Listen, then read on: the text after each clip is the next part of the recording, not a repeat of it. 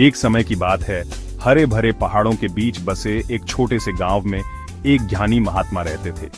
वे अपने सादे जीवन और गहरी बुद्धि के लिए जाने जाते थे। दूर दूर से लोग उनका आशीर्वाद लेने आते थे। उसी गांव में एक सीधा साधा कुम्हार रहता था। वह अपने चाक पर अथक परिश्रम करता, मिट्टी को सुंदर बर्तनों में ढालता। उसे अपने काम में आनंद मिलता, हर रचना में भगवान का हाथ दिखाई देता।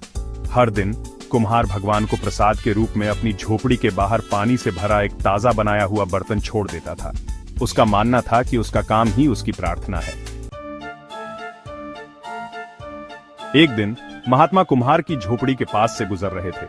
उन्होंने पानी की साधारण सी भेंट देखी और कुम्हार की भक्ति से भावुक हो गए। उन्होंने कुम्हार से मिलने का फैसला किया। मेरे बेटे, महात्मा ने कहा, भगवान के प्रति तुम्हारी भक्ति सचमुच प्रेरणादायक है।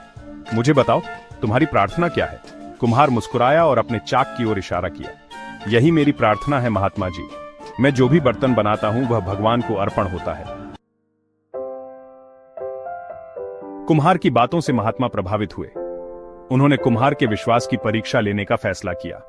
उन्होंने कुम्हार से कहा, आज रात अपनी आंखें बंद करो और भगवान से प्रार्थना करो। उनसे स्वर्ग और नरक का रास्ता दिखाने के लिए कहो। उस रात कुम्हार ने पूरे दिल से प्रार्थना की। उसने एक विजन देखा।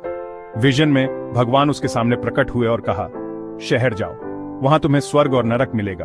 अगली सुबह कुम्हार शहर के लिए निकल पड़ा। शहर में कुम्हार ने आलीशान महल और भव्य मंदिर देखे। लोग अच्छे कपड़े पहने हुए थे और शानदार दावतों का आनंद ले रहे थे। यह स्वर्ग ही होगा, उसने सोचा। लेकिन फिर उसने गरीबी और दुख देखा।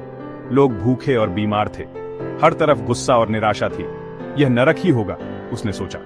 कुम्हार गांव लौट आया, भ्रमित और निराश। उसने महात्मा को बताया कि उसने क्या देखा। महात्मा मुस्कुराए, मेरे बेटे, तुमने एक बहुमूल्य सबक सीखा है। स्वर्ग और नरक जगह नहीं, बल्कि मन की अवस्थाएं हैं। जब हम अपने काम में खुशी और संतोष पाते हैं तो हम अपने आसपास स्वर्ग बनाते हैं। जब हम लालच और इच्छा से प्रेरित होते हैं तो हम नरक बनाते हैं।